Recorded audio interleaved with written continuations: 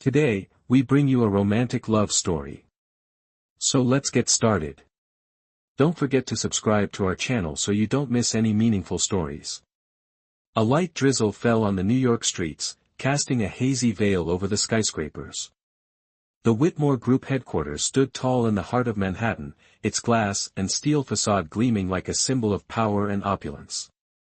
The logo of the prestigious fashion company was embossed at the entrance, shimmering under the dim lights of an overcast day. Outside, umbrellas hurried by, the sound of car horns blending with the patter of rain. Amid the crowd, Elalina Moore stepped off the number 7 bus, clutching a worn umbrella and the tiny hand of her 6-year-old daughter, Mia. Elalina, 28, wore a simple office outfit, a white blouse and black pencil skirt bought from a thrift store but meticulously cared for. Each stitch was a quiet testament to her resilience. Her worn-out heels clicked on the sidewalk, but her brown eyes burned with determination. In her bag, she carried a portfolio of design sketches, painstakingly crafted during late nights after Mia had fallen asleep. Today wasn't just an interview. It was her last chance to change their lives, so Mia wouldn't have to grow up in a cramped Brooklyn apartment where dinner was often instant noodles and boiled vegetables. "Mom, this place is huge," Mia said, looking up, her green eyes sparkling like emeralds, her curly blonde hair bouncing as she spun to admire the building. Her patched but clean blue dress fluttered in the breeze. Elalina smiled, smoothing Mia's hair, hiding the anxiety tightening her chest. "Remember, sit still and don't wander," she whispered, her voice gentle but firm. Mia nodded, her radiant smile like sunshine on a rainy day. "I'll be good, Mom." The lobby of the Whitmore Group felt like stepping into a luxurious dream. Polished marble floors reflected the glow of crystal chandeliers. Abstract paintings hung on the walls, and the faint scent of high-end perfume lingered in the air. Elalina felt out of place, like a sparrow stumbling into an eagle's nest. She led Mia to a waiting area with black leather chairs and a table stacked with glossy fashion magazines. "I'm going to my interview. Read your book." "Okay," Mia replied, accepting a worn picture book. Her curious eyes scanned the room as if the whole world was an adventure. Elalina sat down, opened her portfolio, and rehearsed her answers. She'd been a standout design student at Yale, dreaming of runways and collections bearing her name. But 7 years ago, everything had fallen apart. Now, she just wanted a stable job, enough for Mia to have new shoes, an intact backpack, and a future free from scraping by. She took a deep breath, pushing away memories of the man who had once promised her the world, then vanished without a word. While Elalina focused, Mia couldn't sit still. She slipped off the chair, her tiny shoes padding softly on the floor. A transparent glass elevator caught her eye. Mia pressed the button, and the doors opened with a gentle ding. No one noticed as she stepped inside, clutching her picture book. The elevator whisked her to the top floor, the executive level, a place even veteran employees rarely visited. In the CEO's office, Liam Whitmore stood by a large window, gazing at the misty city. He wore an expensive gray suit, his dark hair neatly combed, and his sharp blue eyes cut like a blade. At 32, Liam was the embodiment of power, CEO of Whitmore Group, a global fashion empire built by his family. But behind his cold exterior was a heart that had once beat fiercely. Once, he had loved a girl enough to give up everything. That girl was now a memory he tried to bury, though it still stung whenever an old song played or he saw an inspired fashion sketch. Phone to his ear, Liam was speaking with a partner in Paris, his voice icy and uncompromising. "I need the report by Friday. No exceptions." He turned to sit, then heard tiny footsteps. Liam looked up, and his world froze. A girl, no older than 6, stood in the middle of the room. Curly blonde hair. A simple blue dress. Green eyes, identical to his. So striking, his heart pounded. She clutched a picture book, looking at him with innocent curiosity. Liam felt the air thicken. He forgot the call. The partner still on the line faded into silence. "Who are you?" he asked, his voice low, uncertain. It had been a long time since a face rattled him like this. The girl's features mirrored his own childhood self, the smile, the eyes, even the curious tilt of her head. She beamed, unafraid. "I'm Mia." "Who are you? This office is so cool." She stepped forward, touching the glossy ebony desk, her tiny fingers gliding over it. "Do you have lots of books? I like ones with pictures." Liam stood abruptly, unsure how to respond. He opened his mouth, but before he could speak, the door swung open. "Mia." A panicked voice rang out, then faltered. Elalina rushed in, her brown eyes wide as she saw her daughter in the opulent room. She froze when her gaze met Liam's. Time stopped. The man before her, same dark hair, same piercing blue eyes, same presence that once made her heart race, was Liam Whitmore. The man who had knelt under a starry sky promising her the world. The man who vanished 7 years ago, leaving her with a broken heart and a secret she carried alone. Her chest tightened, but her maternal instinct kicked in. She knelt, pulling Mia close. "I'm sorry," she said, her voice trembling but composed. "She didn't mean to, I'll take her out now." Liam didn't hear the apology. He only saw Elalina, still with those warm brown eyes, now etched with faint lines of hardship. She was thinner. Her hair tied back, not flowing like it used to when she'd laughed beside him on Yale's grassy fields. Then he looked at Mia, nestled against her mother. Those unmistakable green eyes. A wild thought sparked, but he couldn't believe it. "Elena," he said, his voice low but sharp. She flinched but didn't look up, her hands gripping Mia's shoulders. "What are you doing here?" "I'm here for an interview," Elalina said, steadying her voice. "For a designer position." "I didn't know you worked here." She emphasized the word as if to say she hadn't sought him out. Liam stepped closer, narrowing the distance. He looked at Mia, then back at Elena. "This girl," he paused. His voice faltered. "Is she your daughter?" Elalina tightened her grip on Mia, as if afraid someone might take her away. "Yes. She's my daughter," she said curtly, offering no more. But Liam's eyes didn't leave Mia, and she knew what he was thinking. Mia's face was his mirror, from the eyes to the smile. A chill ran down her spine. Mia, oblivious to the tension, looked up at Liam, her smile bright. "Do you like to draw?" "My mom draws so well. I want to learn too." She held up her picture book as if sharing a treasure. Elena quickly pulled Mia back, her voice firmer. "Mia, that's enough. We need to go." She turned to Liam, her eyes resolute despite her racing heart. "Sorry for the disturbance. I'll take her to the lobby." But Liam wouldn't let her leave so easily. "Wait." He stepped forward, blocking the door, his tall frame like a wall. His voice was cold, but his eyes were confused, almost desperate. "How old is she?" Elalina stopped breathing for a moment. The question cut like a knife, sharp and deep. She didn't want to answer. Didn't want to reopen a door she had locked 7 years ago. But Liam's gaze pinned her, giving her no escape. 6, she said evenly, her eyes wary like a cornered animal. Liam felt the floor drop beneath him. 6 years old. 7 years ago. He and Elalina.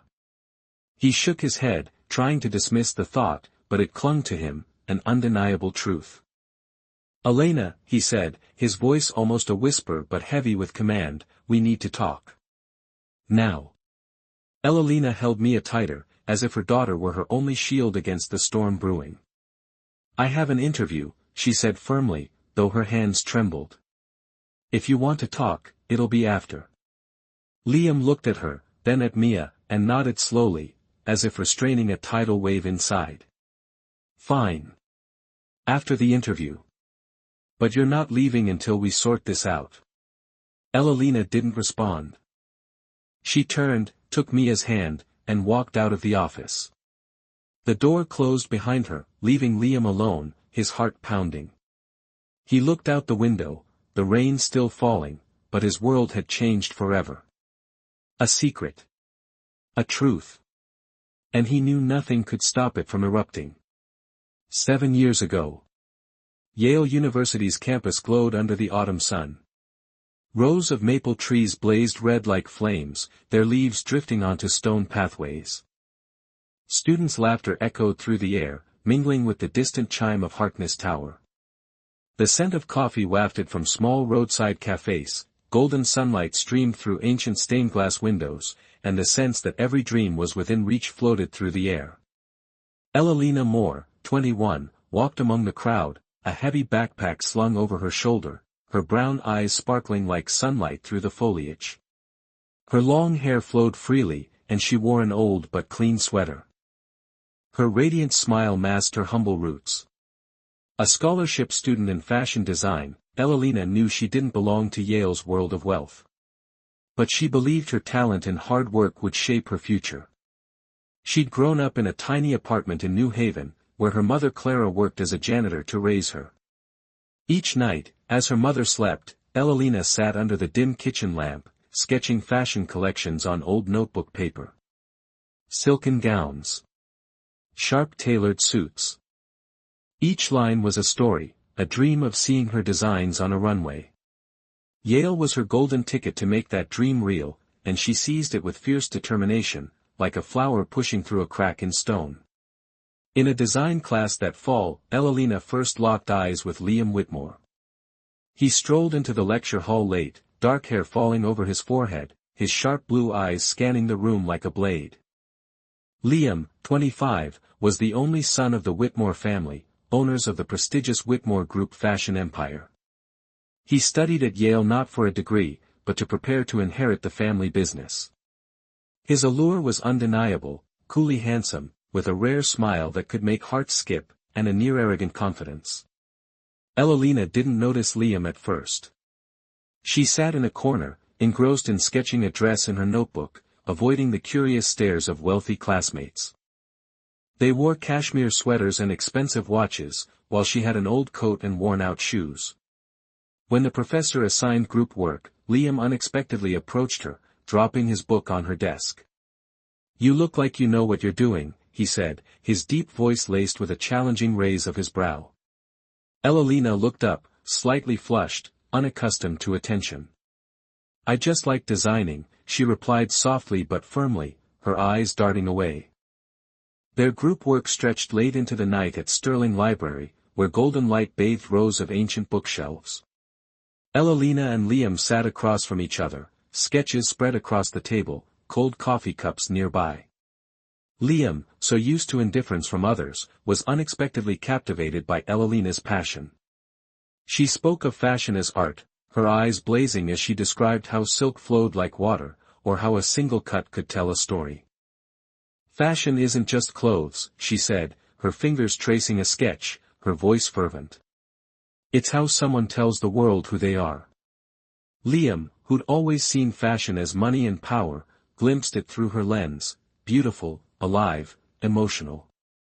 He teased her about biting her lip when focused, and she laughed brightly, her clear voice echoing in the library silence, as he tried drawing a dress that looked like a sack with sleeves. In those moments, an invisible thread formed, fragile but fierce, like a melody only they could hear. That winter, their love ignited like a fire in a hearth. Liam held Evelina's hand on Yale's snow-covered paths, their breaths mingling in the frigid air. He showed her secret campus spots, a bench hidden behind pines, a quiet library nook where they stole sweet, heart-pounding kisses. "I don't belong in your world," she once said, her voice trembling as he held her under a street lamp, snow glittering in her hair. Liam just smiled, pulling her closer, his warmth chasing away the cold. "My world is wherever you are, Elena." They dreamed of a shared future. Evelina wanted to start her own fashion brand, where anyone, regardless of background, could wear beautiful designs. I want my mom, people like her, to feel special, she said, her eyes shining as they lay on the grass, stargazing. Liam promised to support her, even to renounce his inheritance if his family objected. I don't need their money, he said, his eyes fierce, his hand gripping hers. I just need you. Spring arrived, and Liam grew more serious. One evening, he took Evelina to a small lakeside house he'd rented just for them. Under flickering candlelight, with a table draped in white silk, he knelt, a simple silver ring in a velvet box. Elena Moore, he said, his voice thick with emotion. Will you marry me? I know my family won't make it easy, but I'll fight for you. For us. Evelina cried, not from fear, but from joy. Tears streamed down her cheeks as she nodded, embracing him. In that moment, the world held only them. The ring slid onto her finger, cool yet warm, a promise they'd overcome any obstacle. They kissed under the moonlight. And Evelina believed their love was strong enough to triumph, no matter who stood against them. Of course. Here's the continuation of your story, starting from when Liam's parents find out about the relationship, and continuing in the same polished, emotionally immersive style. I'm keeping all your original plot, characters, and flow, just refining it for clarity and readability. But their dream didn't last. Liam's parents, Charles and Evelyn Whitmore, were elitists who saw their family as an empire to protect at all costs. When Liam revealed his relationship with Evelina, they were furious. At a formal dinner in their Connecticut mansion, Evelyn fixed Evelina with an icy stare. Evelina wore a self-sewn dress, simple but meticulous, yet felt like an outsider among haute couture and glittering jewels. Who are you to think you're worthy of my son? Evelyn asked, her voice cold and cutting. A janitor's daughter? You have no place in our world. Evelina sat silent, her hands clenched under the table, fighting back tears. Liam stood, his voice shaking with anger. She's the woman I love. If you don't accept her, I'm done with this family. Charles merely smirked, swirling his red wine. You'll regret this, Liam. Love doesn't pay the bills.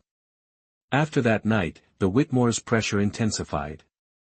They froze Liam's accounts and threatened to pull him from Yale. He stood firm, but Evelina grew afraid. She didn't want him to lose everything for her. One night, on their familiar bench near campus, she held his hand, her voice trembling. We can wait, Liam. Until you're free. He hugged her, promising they'd make it. But in his eyes, Evelina saw a flicker of unease, like darkness creeping into sunlight. The Whitmores didn't wait. A week later, Liam was ordered to London for an internship at the company's European branch. Just a few months, he told Evelina, holding her hands by the lake where they had dreamed of their future. I'll be back.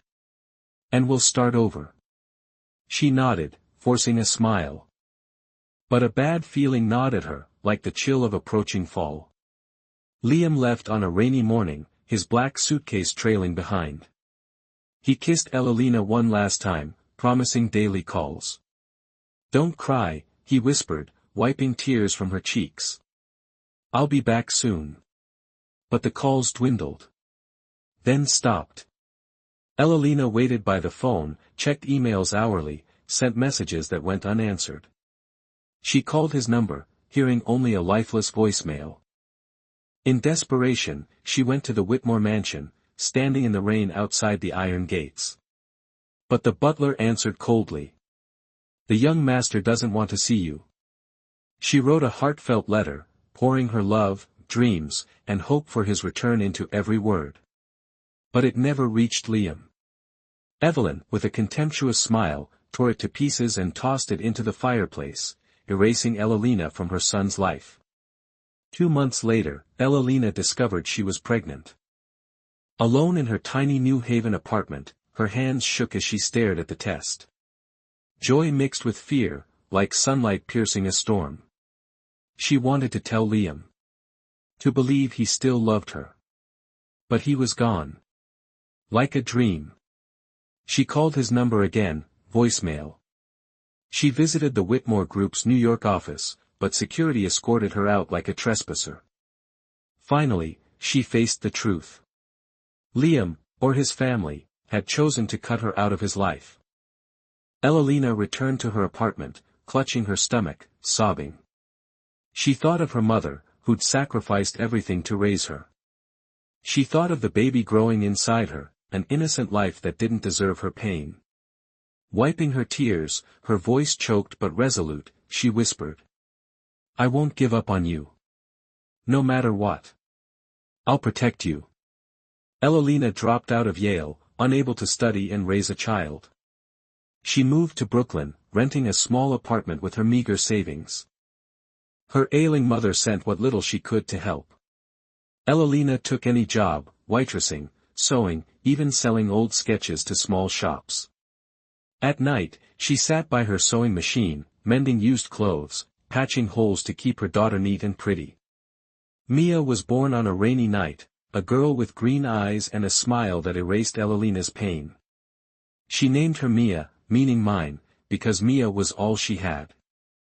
Elalina shelved her design dreams, tucking her sketchbooks into a box under the bed, locked away like her memories of Liam. But every time she looked into Mia's eyes, she saw him. Those green eyes. A reminder that the past never truly vanished. Their life was simple, but filled with love. Elalina taught Mia to draw, told her stories, and sang lullabies her mother once sang to her. Despite their struggles, Elalina ensured Mia had a small birthday cake each year, books to read, and a warm home. She sewed Mia dresses from fabric scraps, turning them into tiny works of art. But deep down, Elalina knew she was living for Mia, not for herself. Her dreams of fashion, of runways, had become dusty memories in a box under her bed. Each night, as Mia slept, Elalina sat by the window, staring at Brooklyn's noisy streets. She didn't hate Liam. But she couldn't forgive him either. She wondered where he was. If he ever thought of her. Or if she was just a brief chapter in his life. Then she looked at Mia, curled up in her blanket, a smile lingering in her dreams, and all questions faded. Mia was her reason to keep going. The flame that kept her warm in the coldest nights. The drizzle persisted outside the Whitmore Group headquarters, raindrops streaking down the glass, blurring Manhattan's radiant glow. Inside, the grand lobby shimmered with marble floors and abstract paintings, but the air between Elalina Moore and Liam Whitmore was colder than the storm outside. Elalina stood in a corner, clutching Mia's hand, her brown eyes resolute, yet tinged with worry. Mia, the 6-year-old with curly blonde hair and those unmistakable green eyes, fidgeted with her picture book, blissfully unaware of the emotional tempest swirling around her mother. Liam stood a few steps away, his expensive gray suit hugging his tall frame. But the usual coldness on his face had been replaced by something else, confusion, shock, fear. His blue eyes didn't stray from Mia, as if memorizing every feature. Her face was so like his. From the mischievous gaze to the fleeting smile, the thought that Mia might be his daughter made his heart race. But a simmering anger flared too. If Mia was his, why had Elalina said nothing? Why had she let him live 7 years in the dark? Elalina had just finished her interview.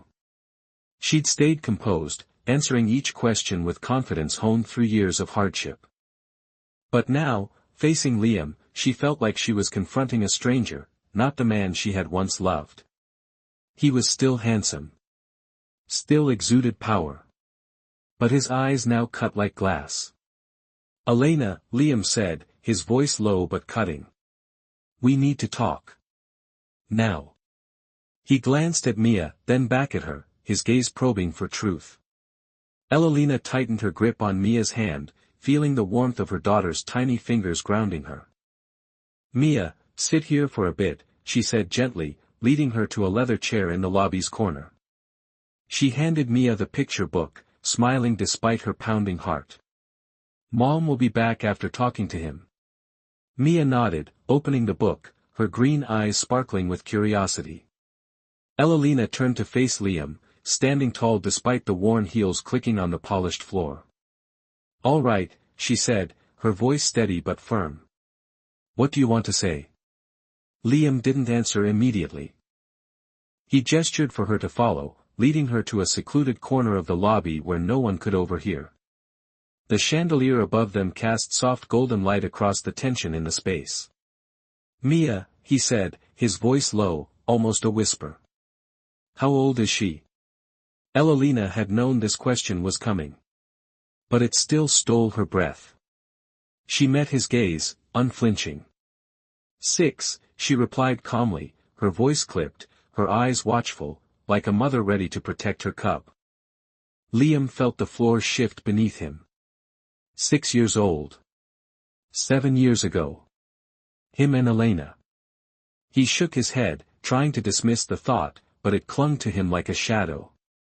A silent, undeniable truth.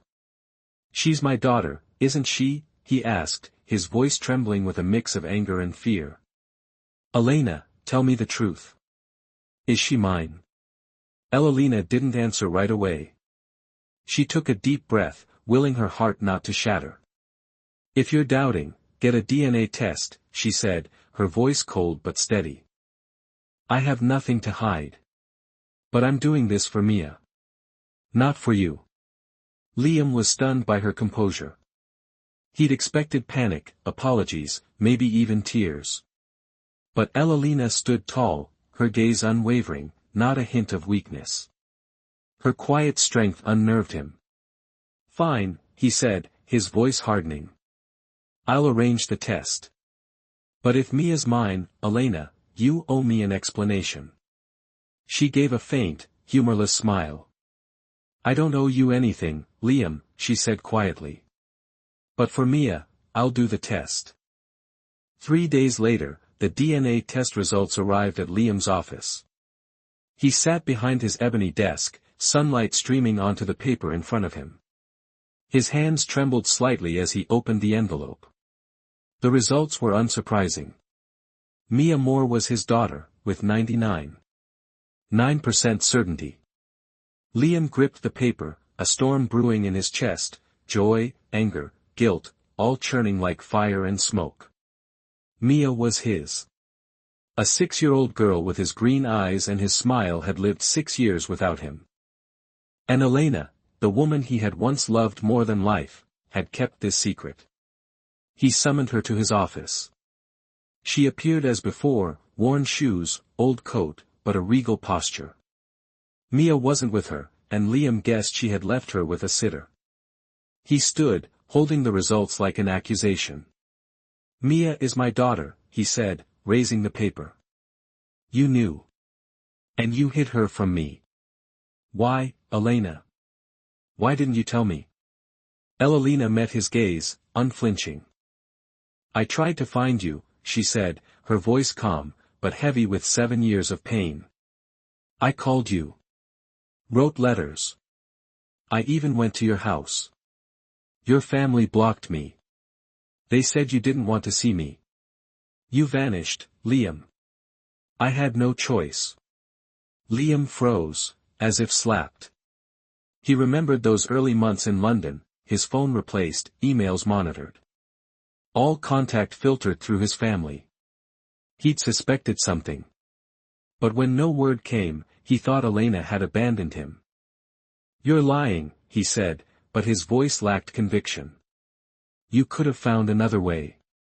You knew where I was." Elena let out a dry, bitter laugh. "Another way?" she echoed. "I was 21. Pregnant. Penniless. With no help. What did you think I could do, when your entire world turned its back on me?" She stepped closer, her eyes blazing. "I did everything I could to protect Mia. I didn't hide her to hurt you. I hid her because I didn't want her growing up in a world that saw her as a mistake." Her words hit Liam like a punch to the chest. He looked at her, and for the first time, saw the lines of time on her face. The weary, resilient gaze. Her threadbare coat. Mia's patched dress. Guilt coiled in his gut like a serpent. "I didn't know," he whispered. I swear, Elena. I didn't know. He stepped toward her, reaching, but she stepped back. Her eyes were wary. Let me make it right, he said, almost pleading. Let me support you. And Mia. Money, a house, anything you need. Elena's gaze hardened. We've done fine without you, she said. Mia has me. And I have Mia. We don't need your money. She turned to leave, but Liam called after her. Elena. Wait, please. You can't keep Mia from me. She's my daughter. I want to be her father. Elena paused. She turned slowly, her face calm but powerful. Being a father isn't just words, Liam, she said. It's responsibility. Sacrifice. Being there, even when everything falls apart. Are you ready for that? She didn't wait for his answer. I'll let you see Mia. But on my terms. Not for you, but because she deserves a father. If you prove you're worthy. Liam stood speechless as she walked out of the room. She left the office, her tied-back hair swaying slightly with each step, her posture unbending. The same girl he had once loved, but now a woman forged in fire. He sank into his chair. The DNA results still clenched in his hand.